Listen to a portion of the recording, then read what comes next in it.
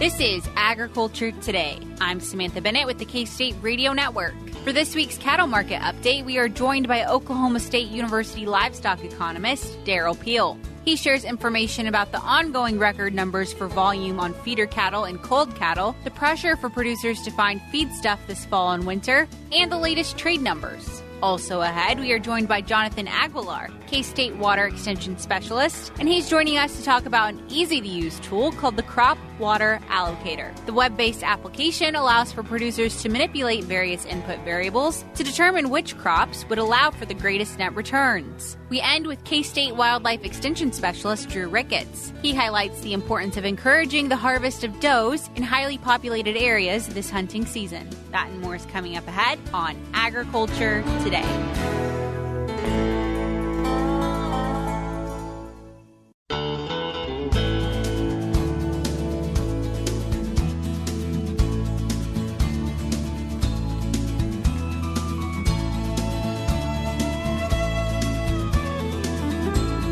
This is Agriculture Today. We are starting off our Monday's programming with our cattle market update as we always do. This week we are joined by Derrell Peel. He is a livestock economist out of Oklahoma State University. So, Derrell, thank you so much for joining us today. You bet. Happy to be here.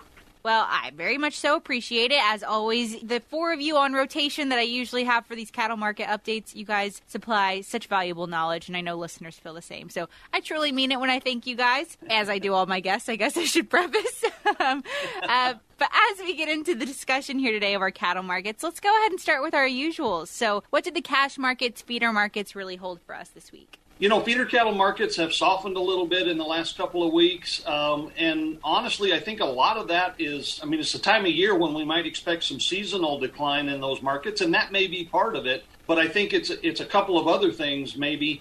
You know, one is just the outside market pressure. Futures markets really have had a tough couple of weeks.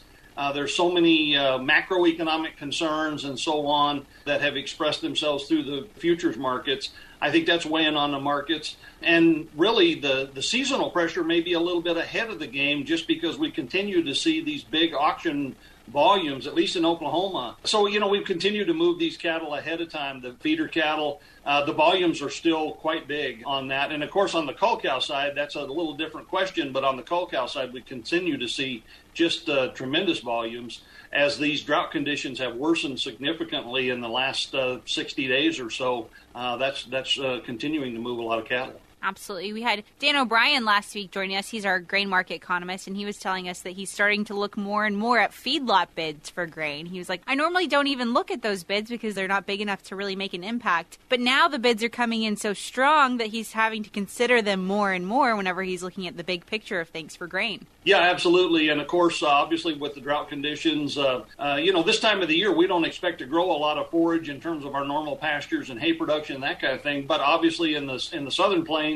the potential for wheat pasture or cool season forages for winter grazing is very important, and we're just not seeing any of that. Planting is way behind schedule, and what we are planting in many cases is being planted in dry conditions. So we're just dusting it in, hoping someday it rains, and we may get something eventually, but certainly nothing for the foreseeable future. Absolutely. An industry grasping for what little resources are available for them at this point. And because of that, we're seeing implications of this across the entire market, right? It's not just sectors such as the culled cows that we're looking at. It's even going into other markets, too. Well, it is, and it's obviously a national issue, right? And so it's big enough, and the drought conditions are widespread enough this year that, we're having major impacts on markets broadly, and the implications down the road are even bigger. If you look at, we started off this year saying that beef production, if you look back through the cattle cycle, cattle numbers, the calf crop actually peaked in 2018. So we would have expected the peak in beef production about 2020. The pandemic changed the timing, pushed some things off. So 2021 was bigger than 2020. And we thought, well, okay, but going into 2022, beef production will start falling now because we've continued to liquidate cattle. But in the short run, of course, when you're liquidating cattle, that puts more meat on the market. And so we're at the point now with just 1/4 of the year left that we think beef production is going to be at or maybe even just slightly bigger than last year's level once again. And that's just a real testament to how much impact this is having because obviously, we're eating inventory. We're eating the means of future production here in the short run. And that means that at some point in time, that's going to turn around and get really tight. We're going to see a significant drop in production because we simply won't have the animals to be able to produce for some period of time. At some point, presumably, the drought's going to give us a chance to try to rebuild, and that'll create a real squeeze for a while, but that'll be the beginning of that process to try to get back to where we sort of need to be. Yeah, the price of buying cattle at that time when everybody's trying to rebuild their herds again, when these drought conditions do cease, I can't anticipate even how crazy those numbers are going to be, but I'm sure they'll be quite drastic. Well, they will, and that's really where the biggest squeeze is.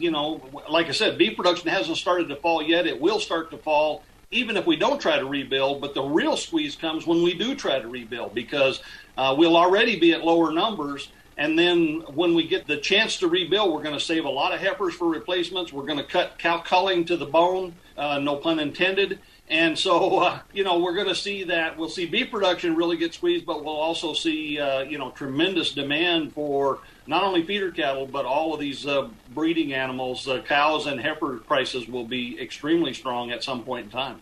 Absolutely. Yeah, something to think about. I'm sure producers already are at the forefront of their minds thinking into the future, but something to keep in mind for sure. And in terms of some new data that we've recently gotten, I know a new trade report recently came out kind of illustrating what's been going on in our cattle markets beyond just the U.S. Yeah, you bet. We got the monthly trade data just in the last few days updating us. So, beef imports, talking about that first, started the year very, very strong.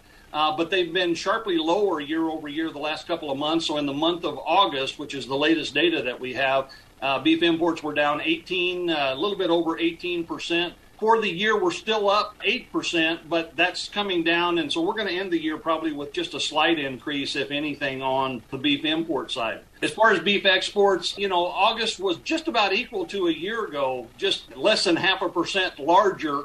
For the whole year, we're up about 6%. But again, that's on top of record beef exports in 2021. So we've continued to see strength in those markets. Obviously, the three biggest markets are Japan, South Korea, very close, and closing the gap quickly is that China-Hong Kong combined market. And those three they're all over 20% shares of our total beef exports so far this year. Now, one of the concerns we have going forward, of course, is we have a very strong dollar right now. And so, again, that's part of that macroeconomic picture. We can't see a lot of impact yet, but certainly there is potential as we go forward to see more negative impact on the exports. And actually, that same strong dollar makes imports look a little more attractive, so that may actually stimulate a little bit of that or hold it together better than it would otherwise. So again, we've got macroeconomic conditions globally as well as in the U.S. that we're keeping an eye on that can have an impact on these markets. You mentioned that strength of the U.S. dollar, and we've still had strong exports up to this point. Do you think that's really because of the precedent that we in the United States have in terms of the production of our beef industry, kind of the standards that we uphold? Well, there's a lot of demand for U.S. beef, and it's a relatively unique product in the world. I mean, basically the U.S. and Canada produce a similar kind of product, but there's not a lot anywhere else in the world. So, the demand for that clearly is part of it. And it's kind of like our domestic market. Demand has held up pretty well despite all of the macro pressures that consumers are feeling. It's sort of muted, but when you think about the fact that beef production is equal to last year, so we're still putting a lot of beef on the market, and yet we continue to see at least steady wholesale and retail beef prices. And so that's pretty good testament to the strength of demand both domestically and internationally. Absolutely. We talked earlier about kind of the grain market and how it interacts with the beef market and the livestock market that we see today. I know in the week ahead, we're supposed to get kind of a few reports out that might cause some volatility in our grain markets. Are we going to see repercussions of that in the beef market potentially? Well, it's certainly possible. Obviously, we've had in general a lot of volatility in these markets, and, depending on what happens, obviously corn is going to be the leader as far as the feed grain impacts that would affect, feeder cattle in particular with the implications for feedlot cost of gain. So we'll be watching that. There's a lot of that kind of priced in the market, but there is potential for even more impacts as we go forward. So, all feeds are high. Corn would be the reference point here, but really across the board, the feeds are high. And then, of course, on the forage side, hay supplies are extremely limited, and prices are changing. It seems like every time I hear somebody mention a number, it's up. It's almost a minute-by-minute thing.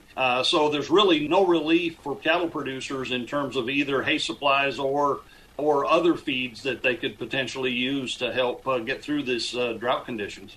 It's an unfortunate situation for sure, but one that we're hoping in the coming year we'll see turn around in terms of drought kind of alleviating. Fingers crossed here on all fronts. But Derrell, if listeners are tuning in, they're looking for more information from you, more of your updates, where can they find that at? We put out a weekly newsletter, and that's available. It shows up in various media reports, but you can always send me an email at derrell.peel@okstate.edu. We'd be happy to put you on that newsletter list if you'd like to get that. There's other information available at beefextension.org or com. I can't remember how it's done. I never click on the thing. That's Can you okay. fill that in?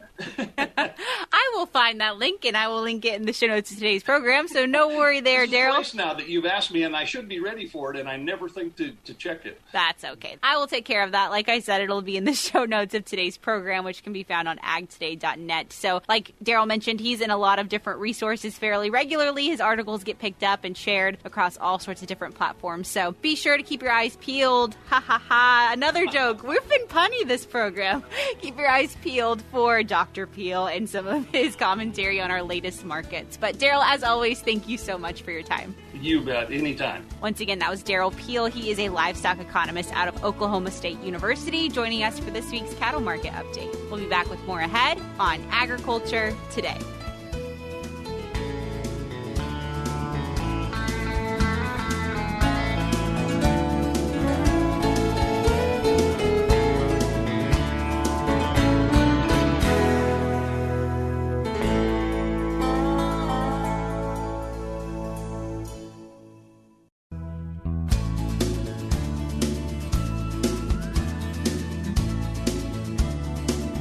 This is Agriculture Today. We are joined now by Jonathan Aguilar. He is a K-State Water Extension Specialist. So, Jonathan, thanks for joining us. Well, thank you also for inviting me over here to share things about water and irrigation and anything in between. Absolutely. Yeah. Any chance that I get to speak with you when you're in Manhattan, I'm like, yes, please come into the studio. Well, the reason that I am here is actually to bring some water over to the west, but it seems like I am not successful in that one.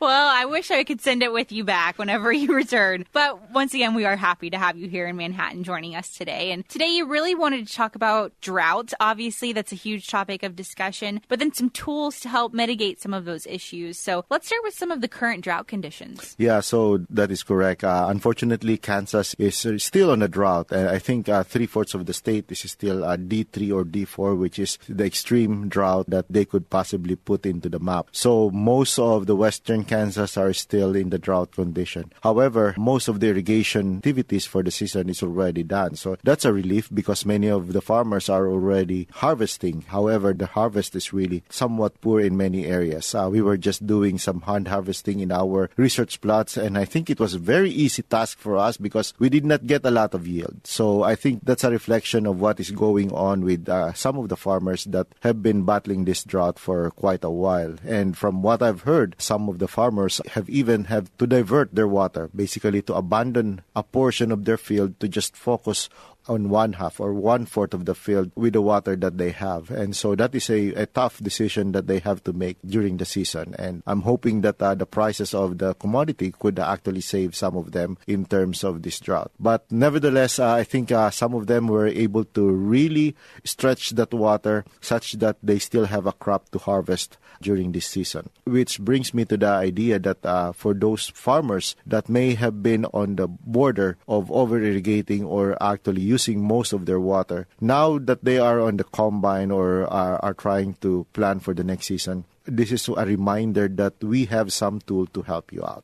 Absolutely. Yeah, like you mentioned, a lot of people have already used their water allocation for the year, and even some people use portions of next year. So when it comes to planning ahead, we need to keep in mind how much water we actually have available in the future to come. And you mentioned a tool that we're going to discuss today, and it's this Crop Water Allocator, and it's a web-based application. Tell us a little bit about that. Yeah, so the Crop Water Allocator was envisioned such that it will help farmers who have a limited or a set allocation of water for the year. In fact, most of the farmers in Kansas do have a limitation in terms of how much they could use. But this is actually geared towards those that have very limited. What I mean is those that are under LEMA or Local Enhanced Management Areas, or those that are under the MYA. So many acronyms, multi-year allocation, and then under WCA, which is the water conservation area. So they do have some allocation for the year already. So what will happen is that they could look at this allocation for the year and figure out for themselves what's the best crop combinations, or even just the crop that they could put into their field, and try to figure out what is the best net return for them. So if they have, for example, a field, and they would like to figure out what they will try to plant. Is it just corn all throughout with their water allocated for that year? Or would that be a combination of half corn, half sorghum, and half soybean? They could subdivide their fields up to 4 different crops and figure out what's the best combinations of those in terms of their net returns. So I know that there are some tools already that will figure out their yield, but this Crop Water Allocator pushes that model towards the net return. So it's just the money, because most of the input here in the Crop Water Allocator could be modified towards their own local operation. So they could change it anywhere. So I typically say, go ahead and play around with the Crop Water Allocator. I mean, literally play around, because you could change the numbers there and run different scenarios and figure out which one is the best for your operation. I know it's a little hard for some of those that doesn't really have all of the equipment, but again, this is a place that you could play around. If your daughter or sons are playing with their video games, this is one of those days that you could also play around with the numbers for your farm. Absolutely. And in terms of some of the data you can input to help the system actually determine what you should be planting, what are some of those inputs that producers should be putting into the system? Yeah, I mentioned that most of the input here could be modified, so they could change the price of the commodity. Let's say that you are thinking that the price will be better next year. You could change it, or you could say that the price for next year you think is going to go down. You could change it. You could change the seeding rate, the nutrient or the fertilizer that you're going to put in. You could change the labor cost. You could change your yield goal. You could change how many acres are going to be planted with a type of crop. You could change the allocation. Let's say that you are not going to use your full allocation. Let's say just 1/2 of it or 3/4 of it. You could change that too. You could change even the rainfall. Maybe you're considering probably another drought for the next year. So you could play around with those. And again, it doesn't only stop from the yield, but also gives you the net return, the money that you will get eventually from that operation or from that mix of operations that you're going to do. Absolutely. Wow, what a customizable and useful tool for producers that are tuning in. And I know there's, many different examples that we could walk through here, but each of them obviously are so dependent on what the producer's goals and what their setting is that they're currently working in. But if we were to think about an example, maybe a combination of corn, sorghum, and soybean field distributions in an area such as western Kansas, what might some of the results show? Yeah, so for example, in one of our runs for the Crop Water Allocator, I think it was about 2 years ago, we were running a certain scenario wherein do we need to do corn or sorghum or even wheat in some of our operation. And there were some times that the Crop Water Allocator said that we only have to plant 1/4 of our area with corn and the rest would be either sorghum or wheat on that case. That gave us an opportunity to diversify some of our rotation and also give us an opportunity to play around with our water allocation. So that is just one of the sample that I could think of at the moment, because depending on the year, corn could be the best option or it could be the worst option. Again, it all depends on the prices, the rainfall that we are expecting, as well as the water allocation that we have. Typically, when we do some research and the results that are showing up, for example, if you only have an allocation of 5 inches, for example, in the western Kansas of water, that's typically will not get through a corn crop. So you would be better off going through either grain, sorghum, or even towards wheat. But if you have more than that, then you have more flexibility in terms of looking at what kind of crops that you could be able to put in your field. As I mentioned, you could subdivide your fields into up to 4 sections. So you could have 1/4 in one type of crop, and the rest of it would be a different one. If producers are listening in and they're like, well, I want to experiment with this myself, I want to see kind of what my production could look like with this online application, where can they find it at? So we have one of the website that we are maintaining, and that's where you could find the Crop Water Allocator is mylab.ksu.edu or milab.ksu.edu. Try to find that Crop Water Allocator because that is one of the tools that you should be trying and playing around at this time of the year. So mylab.ksu.edu. Simpler, shorter name, and easier to remember. Absolutely. Yeah. And we will, of course, as always, include that link in the show notes of today's program, which can be found on agtoday.net. But Jonathan, thanks for joining us today. I think this is a really timely tool. Obviously, a lot of producers thinking what they're going to do ahead in the future and starting to make those plans even now. So what a great time to speak about this. Yeah, this is actually an opportunity for you to play around after harvest or something, and then it is about your field for the next year.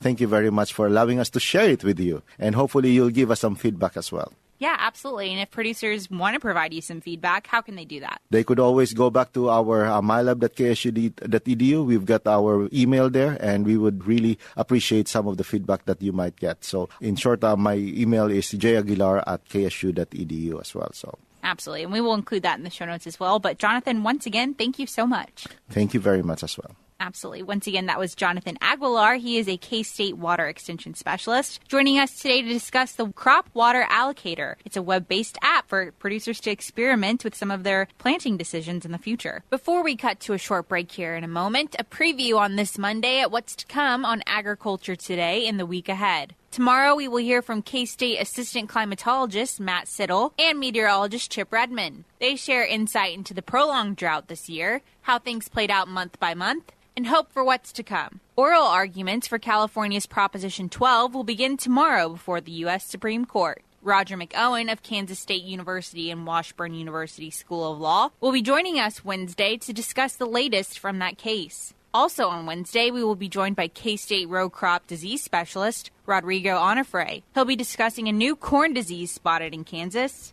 tar spot. If you want to ensure that you don't miss out on hearing the latest from our K-State experts, be sure to subscribe to the Agriculture Today podcast.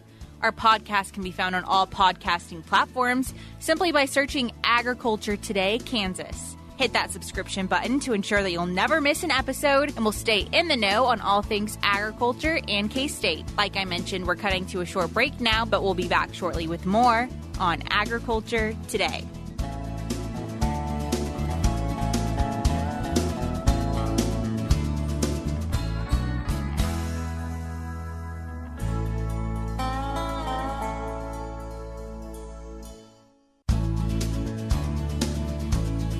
This is Agriculture Today. We are back now with Drew Ricketts. He is our K-State Wildlife Extension Specialist, joining us for this week's wildlife segment. So, Drew, thanks for joining us. Yeah, thanks for having me, Samantha. From what I understand, you want to talk about deer again this week, but a little bit different of a topic. It was inspired by a recent trip to some soybean fields. We recently went and looked at some deer damage in some soybean fields in southeast Kansas. And basically what we were seeing is in some areas where deer densities are really high for a wild population, there's the combined effects of the drought and the high densities, and we're seeing some pretty drastic crop damage in that area. Absolutely. And from what I understand, the topic you really want to cover is the importance of controlling doe populations. That's correct. So this area of the state where we saw the deer damage has a lot of property that is either leased for deer hunting or at least don't live locally that own the property for deer hunting. And in those sorts of situations, one of the common problems that we see is deer becoming very abundant. The main reason for that is there's a lot of habitat management going on. So deer densities are naturally going to tend to get high because there's habitat improvements. And then the main harvest emphasis is on bucks because folks who are leasing land to hunt are often most interested in harvesting bucks. And for those folks who are leasing the property, it's also important to harvest does from a deer management standpoint because, when that happens, the available food or the nutritional plane of the landscape is limited. And when deer abundance gets high, there's only so much food to go around. If hunters are seeing quite a few more does than they are bucks, then they really need to be harvesting those does. This has benefits for hunters as well, right? If they're looking for that big, huge prize win of the season, if forage supplies are limited for these animals, they're not going to grow to their full potential. That's exactly right. So that's for sure why the hunters would want to be harvesting does. It's also important for the landowners in the area and hunters who are not necessarily paying for hunting rights either. And I think one of the things that a lot of landowners don't realize is they have a lot of leeway and a lot of pull in getting hunters to do some of the things that they would like them to do. And so if a producer's in an area where they're seeing crop damage from deer, or if they're seeing more deer than they want to be seeing, but if you feel like you have too many deer, then when people ask permission to hunt, it is very appropriate to ask those folks to harvest does in addition to bucks. It's also appropriate and can be a very good leveraging point to include things like that into a lease agreement. So a producer, if they're leasing the hunting rights to an outfitter or to an individual or a group of hunters, then that lease agreement could include a statement that stipulates that each hunter has to harvest a couple of does per buck. And that's one of the things that I have been encouraging producers to do, and a lot of folks that I talk to don't even realize that that would be an option. If you're not looking to lease, there's other opportunities to still allow hunters onto your land, and that's through a program that's available. You know, of course, any landowner can grant permission for individuals to come on and hunt, but we also have the Walk-In Hunting Area Program. The acronym is WEHAW here in Kansas, that basically the Wildlife and Parks leases the hunting rights from the producer. The property is then made public hunting for a certain period of time. The nice thing about that from a producer standpoint as well is Wildlife and Parks then assumes the liability for hunters or accidents that could occur on that property. And the payments for this walk-in hunting area program are oftentimes based on the opportunity or the habitat quality that's available on the land. And in these areas where we have really high deer densities, it's typically high quality habitat and it's providing a really good opportunity for a lot of people. And so those payments can be competitive with the payments that outfitters might pay for a lease or that a private individual might pay to lease the hunting rights. And that's a really good way to get a whole lot more hunters on the landscape. And we're also talking about hunters that may be more likely to harvest does than folks who are leasing the rights to hunt. Drew, thank you so much for this information. Very interesting. Yep. Glad to be here, Samantha. Thanks for having me. Absolutely. Once again, that was Drew Ricketts. He is our K-State Wildlife Extension Specialist, covering the importance of harvesting does this year. That concludes today's programming. We'll be back with more tomorrow on Agriculture Today.